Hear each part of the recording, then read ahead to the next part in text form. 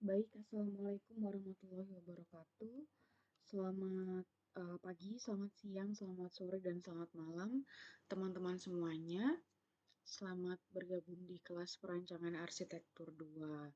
Nah, pada kesempatan kali ini kita akan membahas tentang bagaimana cara menyusun layout interior mini cafe.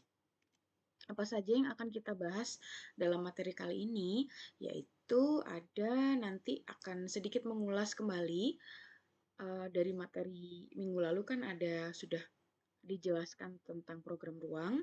Nah, di sini sifatnya ada mengulas kembali, kemudian menjembatani terhadap materi berikutnya, ada sirkulasi, kemudian ada human factor, atau kalau dalam interior biasa disebut dengan ergonomi dan antropometri.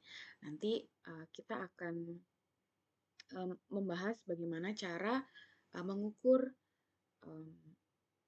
area duduk, kemudian bagaimana cara mengukur ketinggian meja, kemudian apa saja datanya dan mengapa pertimbangan-pertimbangan tersebut perlu dilakukan. Nah, kemudian dua bahasan terakhir itu ada dua contoh kafe. Nah, dua contoh ini, kafe ini kebetulan saya ambil contohnya dari Arch Daily. Nanti mungkin kalau teman-teman penasaran dan ingin menelusuri lebih lanjut, silakan teman-teman bisa langsung um, mengunjungi websitenya setelah materi dari saya selesai disampaikan. Seperti itu. Oke, ini ada sekilas info ya ceritanya. Jadi sebenarnya ketika kita ingin mendesain suatu proyek, ada baiknya kita menggali info terkait proyek kita tersebut. Misalnya seperti proyek kita yang sebelumnya itu adalah terkait halte bus. Nah, di halte bus ini kan kita harus banyak cari tahu dulu. Misalkan halte itu dibuat dengan tujuan untuk apa. Kemudian halte itu seperti apa.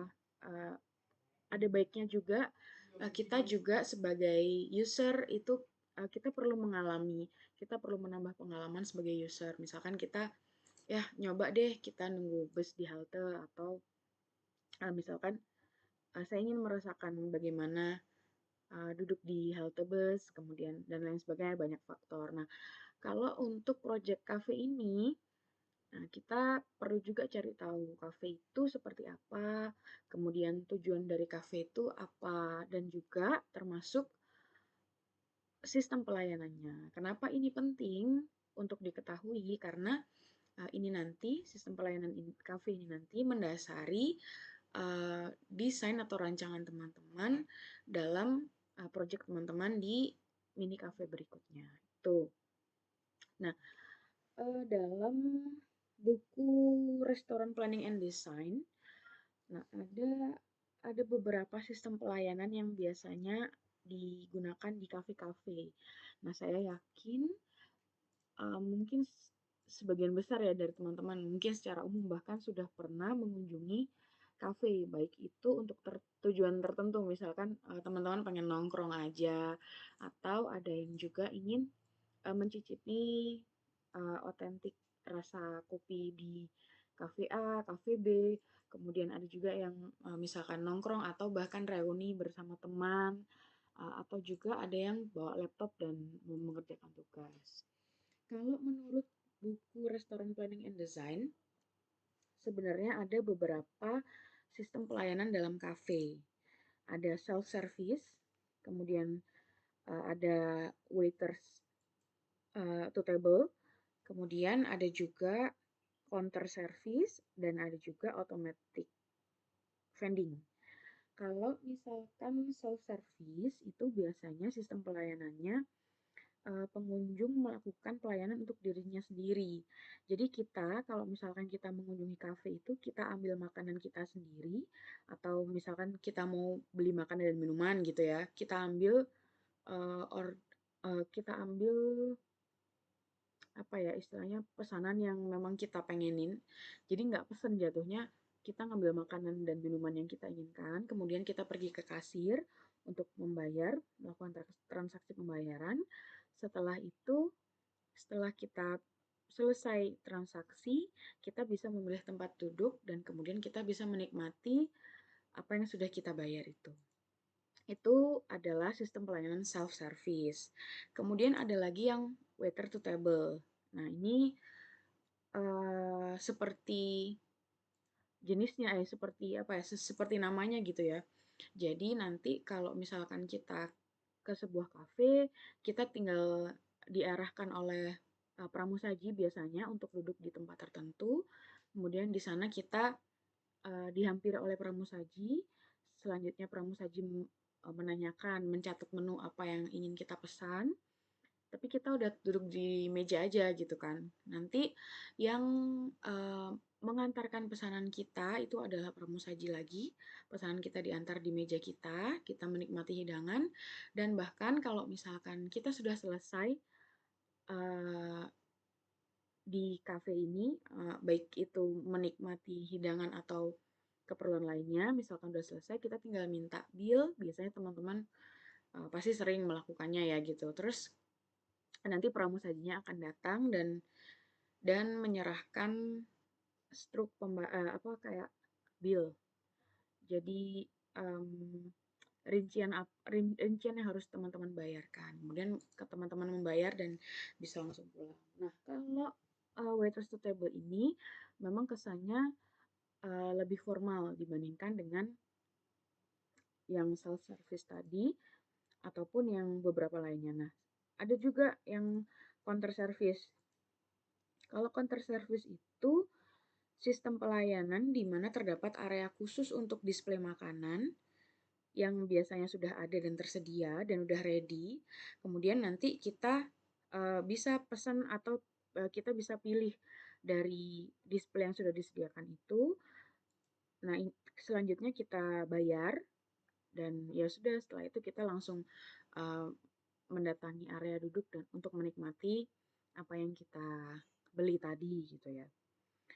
Kemudian ada juga automatic vending, yaitu sistem pelayanan yang menggunakan mesin secara otomatis. Biasanya kita masukkan koin, kemudian makanan yang kita inginkan itu sesuai dengan nominal koin kita ya, tentunya harganya itu akan uh, dikeluarkan oleh mesin, kemudian ya sudah kita langsung menikmati seperti itu.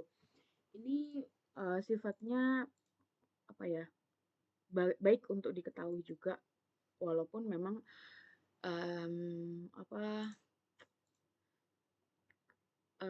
desain teman-teman itu bisa dipengaruhi oleh banyak faktor lainnya. Tapi sistem ini penting untuk kita tahu gitu. Oke, kita lanjut ke materi selanjutnya, yaitu terkait sirkulasi. Nah, ini kalau misalkan kita sama-sama amati dari gambar yang ada di slide ini, di sini kita bisa melihat ada tentu saja ini adalah salah satu capturean di interior sebuah cafe gitu ya. Di mana di dalam gambar ini ada yang paling besar itu terlihat ada bukaan, ada jendela yang lumayan besar sehingga cahayanya bisa masuk dalam jumlah yang besar juga gitu.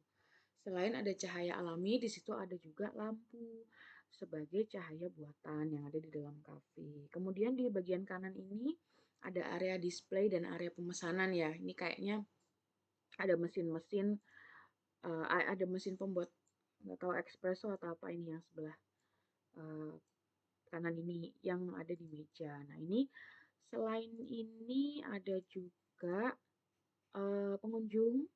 Pengunjungnya juga ini bermacam-macam, ada yang sedang melakukan aktivitas bermain handphone, kemudian ada yang berkomunikasi satu sama lainnya, ada juga yang sedang menikmati hidangan maupun merenung gitu ya, yang di area samping jendela itu sepertinya momennya pas gitu. Kalau dilihat lagi, sebenarnya pengunjung-pengunjung ini duduknya tidak di satu meja dan kelompok kursi. Mereka duduknya di area-area tertentu. Jadi ada spot yang paling belakang. Nah, spot yang paling belakang pun itu ada 3 meja yang nggak nyambung, nggak gandeng. Jadi sendiri-sendiri gitu ya. Nah, dari sini kita bisa tahu, oh ternyata kalau misalkan eh, kita berada di atau kita ingin mendesain cafe itu satu ruangan itu nggak full furniture, nggak full manusia, tapi juga perlu ada sisa area untuk sirkulasi.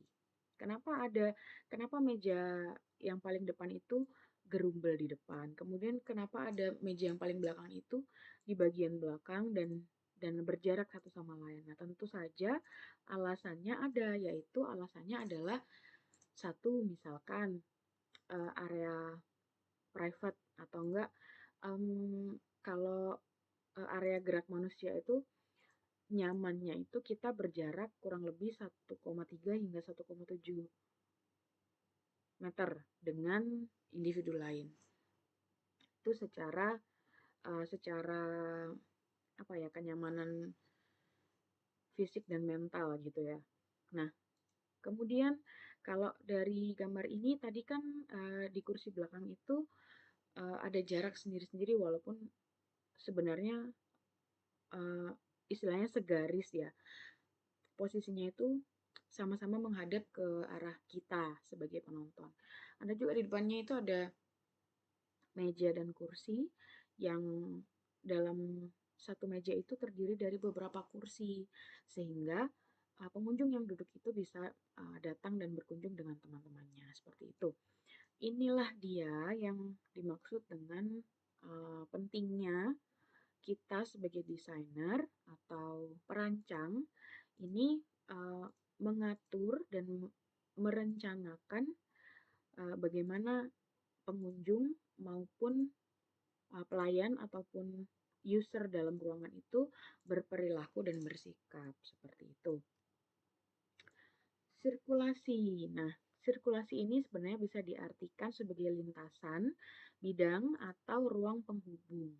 Dengan mengetahui aktivitas atau kegiatan individu yang ada di dalam ruangan, sirkulasi biasanya bisa dibuat untuk membantu kita dalam menentukan titik pintu, jendela, area duduk, area kasir, area display, kemudian eh, area dan lain sebagainya, macam-macam sekali.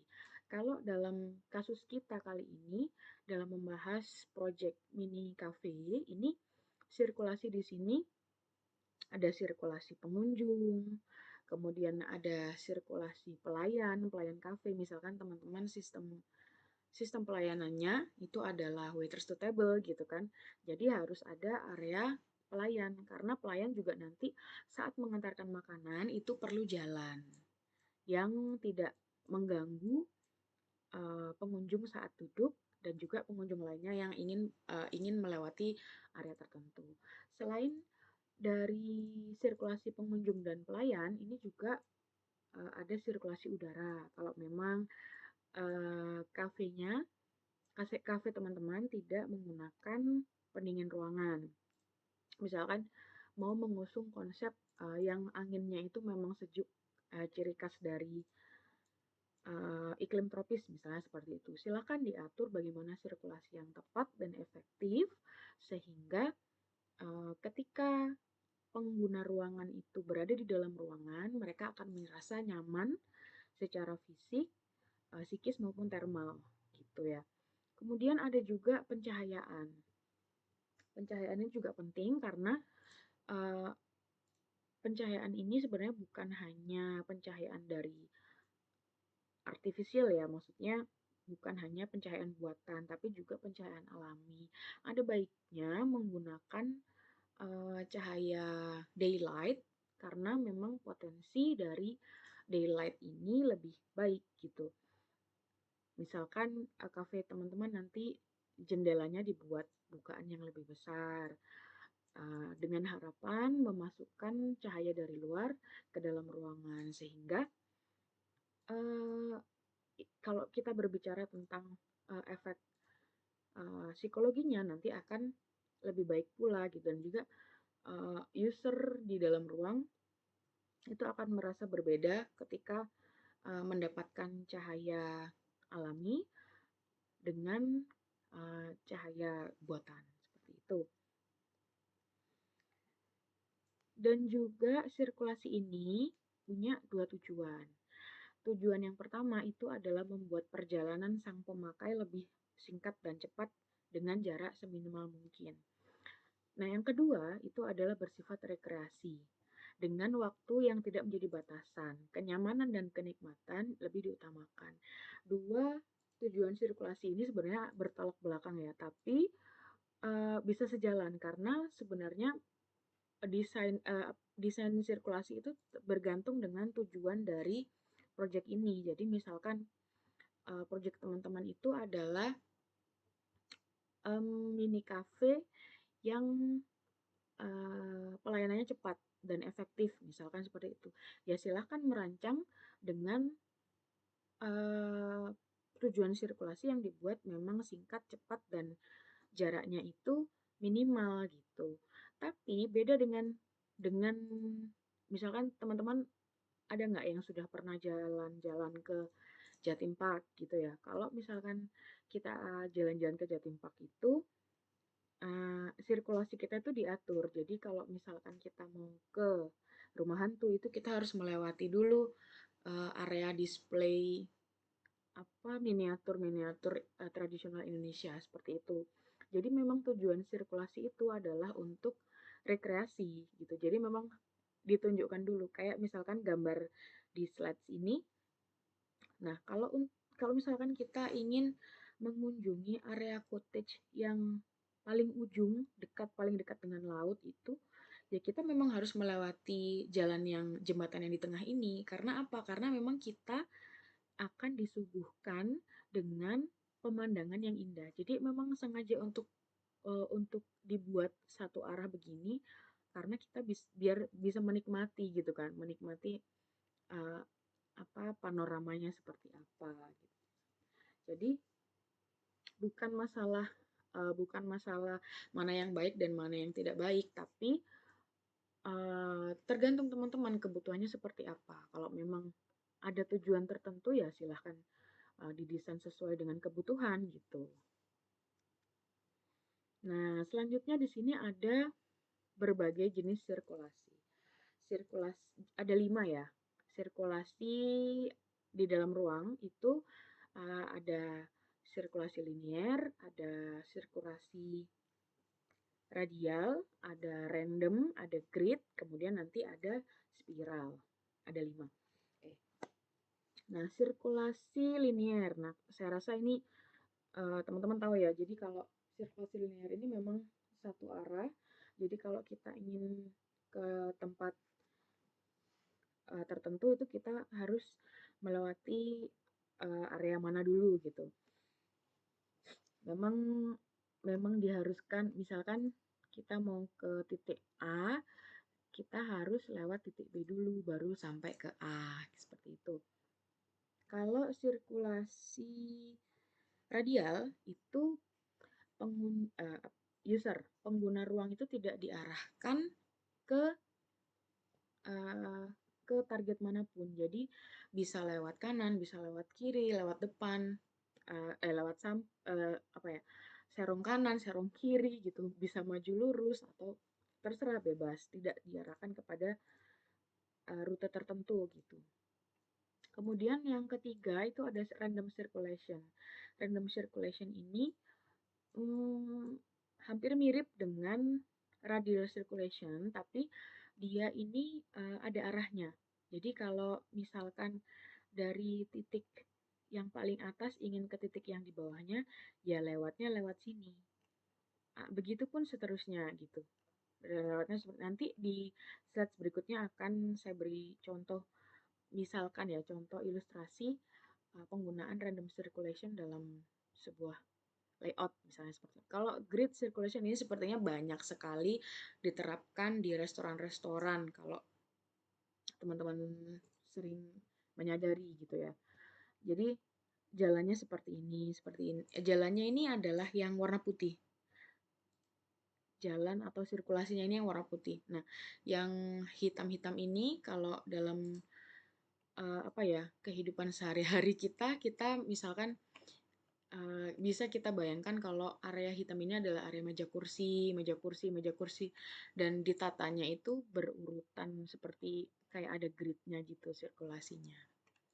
Seperti ini. Nah ini adalah contoh dari apa ya tadi random circulation. Misalkan ini contoh saja. Misalkan yang bagian jadi ini kotak hitam ini adalah misalnya kita umpamakan sebagai layout sebuah ruangan mini cafe gitu ya.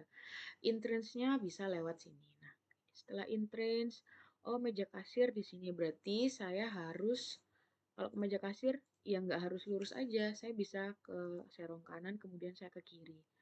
Nah, setelah itu kalau misalkan saya mau duduk bisa di sini berarti saya harus lewat sini dulu gitu. Diarahkan oleh satu satu satu sirkulasi, sebuah sirkulasi yang eh, sirkulasinya itu nggak apa ya kayak acak gitu loh random. Jadi nggak ada pola tertentu seperti grid tadi berbeda. Ini hanya contoh saja teman-teman. Oke. Selanjutnya ada spiral circulation. Pola sirkulasi spiral ini dapat dilihat dengan ciri jalan tunggal menerus yang berasal dan titik pusat mengelilingi pusatnya dengan jarak yang berubah. Jalur tunggal yang dimiliki menerus berawal dari sebuah titik pusat, bergerak melingkar atau berpusat mengelilingi titik pusat tersebut. Dan semakin lama, semakin jauh dari titik pusat. Jadi misalkan titik pusatnya di sini, kalau dalam gambar ini ya. Kemudian sirkulasinya akan ke kanan, kemudian ke bawah, ke kiri, berputar lagi, berputar akan semakin jauh dari titik pusat awalnya. Ya, seperti itu. Berikutnya ada human factor. Nah, setelah kita tadi mempelajari sirkulasi, kemudian apalagi aspek yang perlu diperhatikan atau dipertimbangkan dalam mendesain sebuah layout interior gitu. Human factor pastinya. Karena interior ini sangat berhubungan dengan manusia sebagai usernya di dalam ruang. Kalau kita belajar human factor itu kita harus mengetahui juga kalau ada diversity dari tiap-tiap manusia. Misalnya dari segi seks atau gender. Kemudian dari segi seks ini ada laki-laki, ada perempuan. Laki-laki bentuk atau anatomi tubuh perempuan dengan laki-laki itu berbeda. Jadi misalkan contohnya panjang ukuran panjang kaki dari lutut wanita ke ke telapak kaki. Antara wanita dengan pria atau laki-laki antara perempuan dan laki-laki itu pasti ukurannya berbeda. Karena yaitu tadi dari segi perbedaan seksnya ini atau perbedaan gendernya ini berbeda. Kemudian apalagi yang membedakan anatomi tubuh manusia dengan manusia lain itu ada etnik. Misalnya, kalau orang Asia itu biasanya ukuran tubuhnya akan lebih kecil dibandingkan lebih kecil atau lebih kurang tinggi dibandingkan dengan bangsa Eropa misalnya seperti itu. Memang seperti itu ya. Kemudian yang berikutnya adalah growth. Nah ini contoh kecilnya misalkan kita mau bikin kursi, kan nggak mungkin kita bikin ukuran kursi orang dewasa tapi user kita adalah anak-anak. Nanti kakinya kan pasti gantung. Nah, kalau misalkan kita duduk di kursi gantung itu pasti kaki kan bengkak ya sedikit banyak. Jadi nggak nyaman juga nanti kalau kita menggunakan kursi tersebut gitu. Terus ada social class, ada aging juga. Jadi itulah perbedaannya. Jadi perbedaan-perbedaan ini perlu kita pertimbangkan supaya kita bisa mengetahui dan mengelompokkan em, solusi mana yang harus kita buat atau jalan mana yang harus kita pilih dan kita ambil untuk em, menghasilkan rancangan desain yang baik gitu. Nah, ini contohnya misalkan anak-anak ada ada juga yang menggunakan kursi roda. Ini kan harus dipertimbangkan juga nanti sirkulasinya, kemudian hmm, area mana yang bisa memfasilitasi pengguna kursi roda sehingga mereka bisa dengan mudah dan dengan nyaman langsung duduk atau mereka pas ingin mengunjungi kafe kita ya udah aksesnya lebih mudah atau gampang. Ada juga mungkin bagi orang tua gitu kan yang pakai tongkat misalnya seperti itu. Jadi kita harus menyediakan fasilitas yang bisa digunakan oleh mereka dengan baik dan dengan benar. Gitu. Nah, ini selanjutnya ini ada contoh ya, teman-teman. Kalau ini hanya beberapa contoh saja yang saya tampilkan di slides. Kalau memang teman-teman ingin mengetahui ukurannya itu ada pedomannya. Sebenarnya bukunya buku ergonomi antropometri. Nah, itu di sana ada ukuran-ukuran kalau kita ingin merancang meja, kursi itu diukur sesuai dengan anatomi tubuh kita sebagai manusia. Karena kan kita bikin kursi yang pakai ya manusia, nggak mungkin orang lain. Jadi karena kursi itu usernya adalah kita, maka ukurannya disesuaikan dengan ukuran kita sebagai manusia. Kalau memang gini, terkadang di data tersebut ada sedikit perbedaan karena datanya itu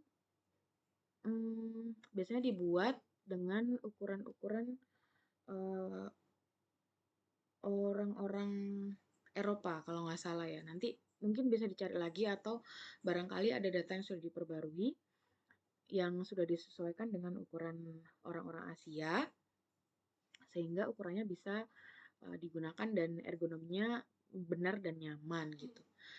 Contohnya itu misalkan apa ya? Kursi dudukan kursi ya. Nah, ini tinggi tinggi dudukan dari lantai sampai dudukan yang bisa kita gunakan itu biasanya kurang lebih 45 cm. Nah, ini adalah sudah ukuran ini itu sudah dikaji dan sudah dipertimbangkan kenyamanannya. Karena kalau misalkan dibikin ketinggian dari 45 cm itu bisa jadi kakinya gantung. Kalau misalkan dibikin lebih rendah dari 45 cm, itu kakinya yang bagi teman-teman yang tinggi, kakinya otomatis terlalu nekuk. Jadi 45 ini sudah apa ya, melalui banyak pengkajian dan penelitian sehingga muncullah angka ini yang dirasa paling mendekati nyaman untuk tinggi dudukan. Kemudian apalagi ya? Hmm, oh, ini deh, stool. Ada tuh kan kursi bar kalau teman-teman tahu. Biasanya dari lantai ketinggian 15 cm ini footrest. Nah, dari footrest ke dudukan itu totalnya 60 cm. Sebenarnya kalau dikurangi 60 kurangi 15 itu adalah 45. Stool ini duduk nyamannya itu sebenarnya sama dengan saat kita duduk di kursi. Hanya saja dia ditambah 15 cm karena stool ya modelnya. Kalau yang contoh sebelumnya ini kan adalah kursi kursi duduk biasa, bukan stool. Nah, kalau bayangkan aja kalau misalkan tinggi kursi 60 cm terus nggak ada footrest.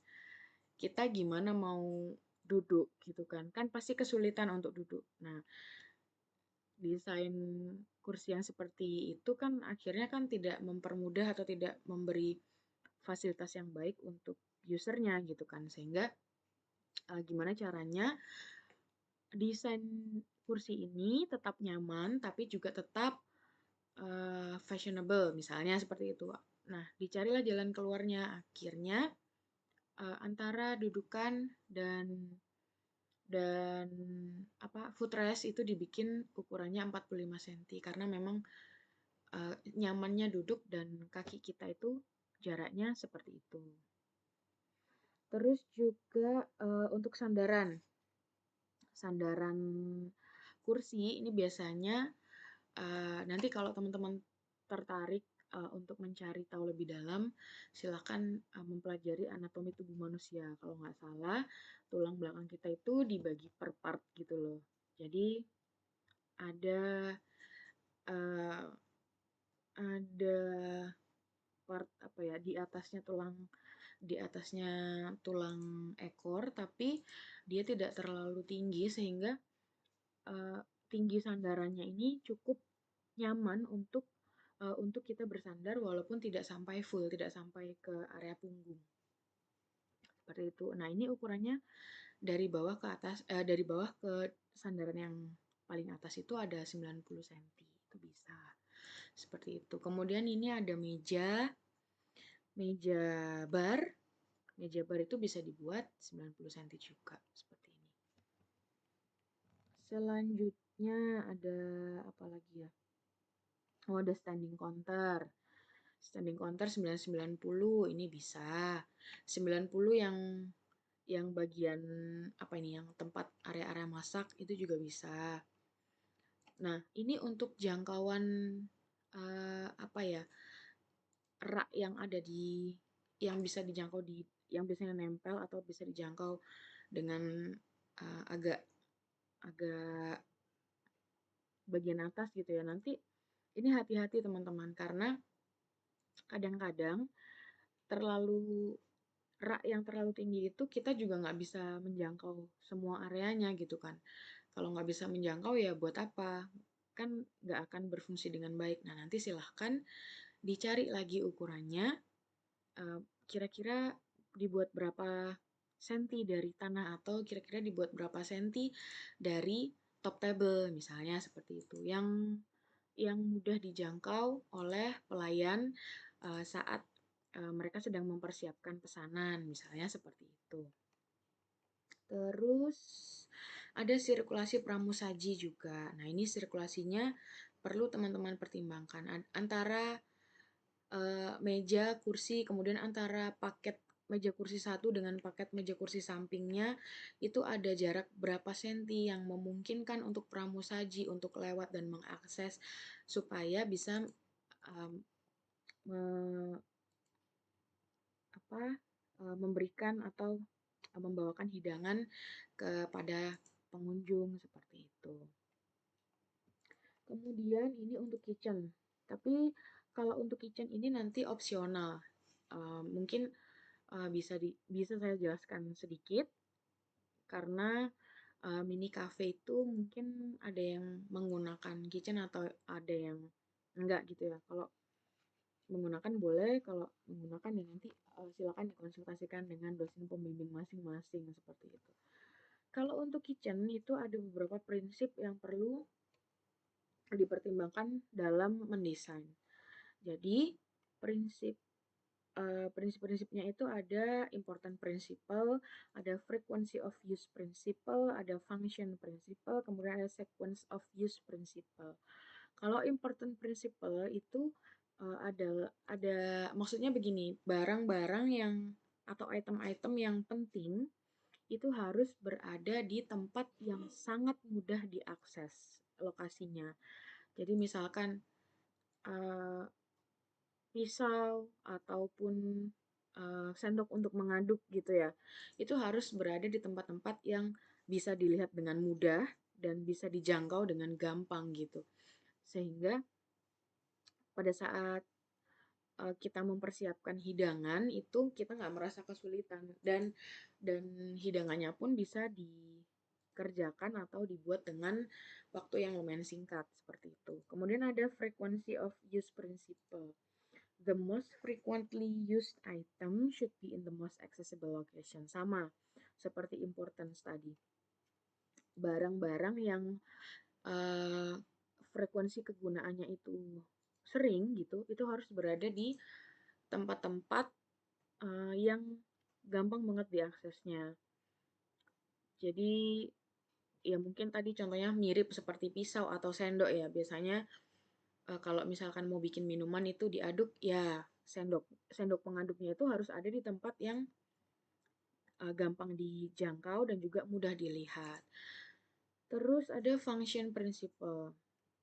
Items with similar function should be grouped together. Nah, function ini kegunaan kan.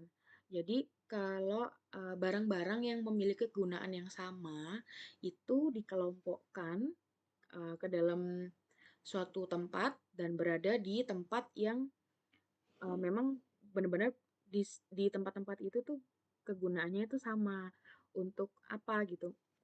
Misalkan untuk uh, ini biasanya contohnya itu sendok berada di dekat garpu, kemudian uh, apa ya? Hmm, pengaduk lain misalnya seperti itu harus berada di salah satu tempat yang dikategorikan barengan gitu. Karena memang secara fungsi mereka ini punya fungsi yang mirip. Atau misalkan penggorengan itu loh, sutil sama yang digunakan untuk meniriskan saat kita setelah selesai menggoreng, saringan yang bisa digunakan untuk meniriskan. Nah, itu sutil dan saringan itu bisa diletakkan di tempat yang barengan karena mereka satu grup gitu ya. Dan juga nanti lokasinya itu gampang ditemukan. Terus berikutnya ada sequence of use principle. Jadi ini item-item yang biasa digunakan secara berurutan itu bisa ditempatkan di tempat yang berurutan. Jadi misalkan habis cuci kan kita ambil sayur misalnya dari kulkas gitu ya. Kemudian sayurnya itu dicuci. Ya sudah, berarti mangkok untuk mencuci dan meniriskan berada di dekat sink gitu kan. Setelah itu, setelah dicuci, dipotong, dicincang. Nah, di sebelah area penirisan itu bisa diatur area untuk mencincang atau memotong. Area mencincang dan memotong ini kan pasti perlu tools pisau dan talenan misalnya gitu. Nah, pisau dan talenan ini berada di setelahnya, lokasi setelah meniriskan ini tadi, dan berikutnya seterusnya seperti itu. Kalau di gambar ini, R ini maksudnya adalah refrigerator, kemudian yang ada kotak dua dan lingkaran ini adalah sink atau tempat mencuci gitu ya. Kemudian yang ada simbol apa ini? Lingkaran 4 ini adalah kompor. Nah, jadi di sini ya ini tadi misalkan kalau kitchen itu yang penting apa? Kulkas, kemudian ada sink, kemudian ada kompor. Nah, area kosong di antara-antaranya ini adalah bisa digunakan untuk area memotong, kemudian area mencuci, kemudian area meniriskan masakan, dan lain sebagainya. Kalau misalkan desain kitchennya itu dibuat lurus, itu bisa. Bisanya misalkan seperti ini. Jadi dari kulkas diambil, kemudian dicuci, kemudian dicincang, dipersiapkan untuk dimasak. Nah, urutannya begitu ya, teman-teman. Kalau kalau misalkan bentuk bentuk dapurnya itu kitchen setnya dibuat letter L seperti ini. Nah, ini bisa dari refrigerator, kemudian dicuci dulu, kemudian setelah itu bisa dipotong-potong, dan selanjutnya preparation untuk ditumis misalnya seperti itu, atau digoreng seperti itu juga bisa. Begitupun dengan yang bentuk U kitchen setnya. Tinggal diatur saja bagaimana cara memikirkan runtutan-runtutannya. Enaknya itu bagaimana gitu. Nah, kalau ini juga perlu diperhatikan area antara kalau misalkan teman-teman ingin mendesain kitchennya itu lurus begini ya, hanya satu bagian saja dapurnya. Kalau bisa areanya itu tidak terlalu lebar atau tidak terlalu memanjang karena dijangkaunya nanti sulit. Nah, kalau dijangkau sulit ini hitungannya dijangkau sulit itu dijangkau oleh satu orang ya, misalkan yang sebagai cookernya atau chefnya gitu. Kalau kalau terlalu jauh jarak antara meja dengan yang lainnya itu akan berpengaruh dengan kecepatan atau kemudahan aksesnya. Kecuali kalau dalam dapur itu yang bekerja lebih dari satu orang. Itu mungkin bisa dijadikan sebagai bahan pertimbangan lain gitu. Nah, selanjutnya ini ada contoh pedoman ukuran meja dan kursi. Nanti mungkin teman-teman bisa cari sumber lain atau kalau mau menggunakan ini ya boleh silahkan. Nah, ini misalkan ada meja bentuk bulat, itu kursinya seperti ini dan ukurannya 60 cm mejanya. Nah, untuk ukuran kursi nanti silahkan teman-teman kondisikan lagi atau atur lagi sesuai dengan kebutuhan. Kalau kursi dibuat 60 cm lebarnya ya enak, cuman kan nanti kafenya teman-teman nggak bisa muat banyak kursi gitu. Nah, terserah itu bisa dikondisikan. Tapi jangan lupa kalau mau memainkan ukuran itu memainkan ukuran kursi atau meja itu sebenarnya boleh-boleh saja dengan tetap berpegang pada prinsip uh, anatomi tubuh dan antropometri itu tadi ya, dan juga mempertimbangkan ergonominya bagaimana. Ini contoh pedoman ukuran meja untuk meja bulat, kemudian yang bawah ini ada meja kotak. Jadi jaraknya seperti apa dan berapa ukurannya, gitu. Nah, berikutnya ini adalah contoh layout. Ini saya nggak tahu bacanya ya apa, pokoknya tulisannya CUUN gitu, coffee. Ini di Korea kalau nggak salah. Saya ambil contohnya ini ada di Archdale. Nanti silahkan teman-teman bisa mengakses mungkin langsung di webnya gitu ya. Nah, ini ada contoh layoutnya. Nah, misalkan dari layout atau denah interiornya itu entrance-nya itu nomor 1. Jadi pengunjung itu masuk dari pintu masuk sini. Kemudian dari sini pengunjung memesan di barnya. Di barnya ini silakan pesan. Nah, dari sini pengunjung bisa milih mau duduk di mana, mau duduk di indoor. Area indoor ini ada pilihannya ada di sini di bagian A ini, kemudian ada B, kemudian ada A3 ini juga. Atau kalau misalkan pengunjung ingin menikmati area outdoor, itu silahkan bisa mengakses sirkulasi melalui sini. Jalan yang ada di anak panah ini, arah coklat ini, kemudian keluar. Di luar pun pengunjung bisa memilih di area mana aja yang mau mau duduk gitu. Seperti itu. Nah, kemudian nomor 3 ini, karena ini bar, ini berarti area ini hanya bisa diakses oleh pelayan saja. Pelayan atau pramusaji kafe ini. Sehingga pengunjungnya yang bisa mengakses area yang bagian luar ini, kemudian bagian outdoor juga bisa diakses. Seperti itu. Ini adalah contoh apa ya, foto ya, dokumentasi dari Chun Cafe itu. Nanti teman-teman bisa lihat deh di Arch Daily deh.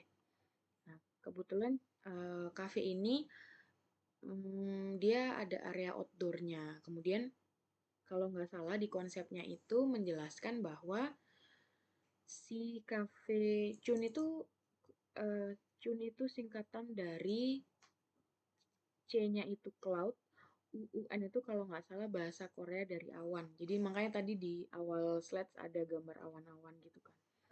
Dari sana makanya konsepnya dibuat sedinamis mungkin dan banyak bentuk lengkungan karena memang dia ingin menghadirkan apa ya kesan lembutnya awan itu tadi ke dalam layout layout interiornya. Dan juga cafe ini banyak memasukkan cahaya daylight ke dalam interior cafe. Jadi di sini ada kaca besar transparan yang kalau siang ini cahaya bisa masuk dengan dalam jumlah yang besar seperti itu. Jadi kafenya bisa kalau bahasa sekarang lebih lively gitu ya. Nah, contoh berikutnya ada Pluto Cafe. Nah, kalau Pluto Cafe ini eh, apa ya, gaya desainnya mungkin beda dengan gaya desain Cafe Chun ini yang sebelumnya tadi. Kalau yang Chun Kulto Cafe ini kesannya lebih industrial gitu ya. Kemudian, nah ini ada di bagian atas ini ya, tampak apa aksonometri ya kalau nggak salah ini. Aksonometrinya. Ini untuk denah atau layout dari Kulto Cafe. Entrance-nya di bagian anak panah yang warna biru. Kemudian setelah pengunjung bisa masuk, pengunjung bisa mengunjungi langsung ke area pemesanan kafe, atau kalau mau duduk ya duduk boleh, tapi kalau ke kafe nggak pesan ya ngapain ya kan, jadi mendingan mendingan pesan dulu setelah itu duduk. Untuk Nah, ini untuk anak-anak panah yang ke belakang ini adalah area service atau toilet. Jadi mudah sekali areanya, tetapi area ini dibuat agak masuk ya, jadi nggak terlalu dekat dengan pengunjung yang sedang menikmati hidangan. Karena kebayangkan kalau misalkan menikmati hidangan di depan toilet itu secara langsung itu kan kurang nyaman gitu ya. Nah, kalau dari desain ini dia uh, ada apa ya? Ada area transisi lah dari kafe ke ke depan pintu toilet. Selanjutnya, misalkan pengunjung habis memesan di area pemesanan, kemudian meja kasir gitu, pengunjung bisa memilih mau duduk di mana. Nah, inilah kalau ini sirkulasinya seperti ini ya teman-teman, kayak yang bagian tengah ini kayak ada apa ya, jarak antara uh, satu paket meja kursi bulat dengan paket-paket berikutnya, tapi di antara meja dan kursi bulat yang ada di tengah ini, yang apa ya, area duduk yang dekat dengan jendela itu ada jaraknya juga sehingga memudahkan pelayan untuk mengantarkan pesanan, pelayan atau pramusaji untuk mengantarkan pesanannya. Selain itu, nah ini di bagian yang warna kuning-kuning ini adalah jendela atau bukaan. Jadi cahaya matahari itu bisa masuk ke dalam ruangan. Gambar interiornya seperti ini. Nah, ini jadi bukaannya besar banyak ya dia ya. Dia ingin kafenya ini mendapatkan cahaya matahari atau cahaya daylight, cahaya alami dari luar, sekaligus pengunjung yang berada di dalam itu bisa menikmati pemandangan yang ada di luar ruangan. Jadi bisa melihat apa suasana uh, lingkungan sekitar seperti apa gitu. Nah, ini tadi yang berwarna hijau ini dan bentuk apa pintu yang ala-ala apa ini art deco ya. Ini adalah area menuju toilet itu tadi yang area biru ini, yang anak panah warna biru ini. Jadi dia istilahnya sopan lah ya, desainnya sopan. Kalau misalkan enggak dibuat masuk kan kesannya pengunjung yang berada di area duduk yang paling dekat dengan toilet kan nggak nyaman, kurang nyaman. Selain dari apa ya, selain secara rasa juga barangkali ada aroma-aroma yang kurang kurang menyenangkan gitu ya. di dalam yang dihasilkan oleh toilet misalnya seperti itu. Oke, nah ini ada contoh furniture dan juga ini ada pola dinding di dalam toilet dan ya detail-detail interiornya lah. Siapa tahu bisa menginspirasi teman-teman. Oke, materi untuk layout interior saya rasa cukup sekian. Mungkin eh, kalau ada pertanyaan bisa teman-teman tulis di kolom chat. Selanjutnya kita bisa melanjutkan ke progres perancangan mini cafe. Mungkin untuk tugas berikutnya ada membuat dua alternatif rancangan layout atau denah interior mini cafe. Nah, silahkan dikerjakan di A3 dan wajib melakukan asistensi minimal 1 kali. Nanti asistensi silahkan dikonsultasikan dengan dosen pembimbing masing-masing seperti tugas-tugas sebelumnya. Gitu. Ini ada beberapa referensi yang nanti yang saya gunakan dalam menyusun materi kita kali ini. Silahkan kalau teman-teman berminat bisa dicari satu persatu atau kalau mau minta saya boleh. Nanti silahkan komentar atau boleh langsung DM aja. Oke, saya rasa cukup sekian materi yang bisa saya sampaikan kali ini. Semoga bisa dipahami dengan mudah dan bermanfaat, serta bisa membantu teman-teman dalam melanjutkan perancangan tugas berikutnya gitu ya. Saya akhiri. Terima kasih. Wassalamualaikum warahmatullahi wabarakatuh.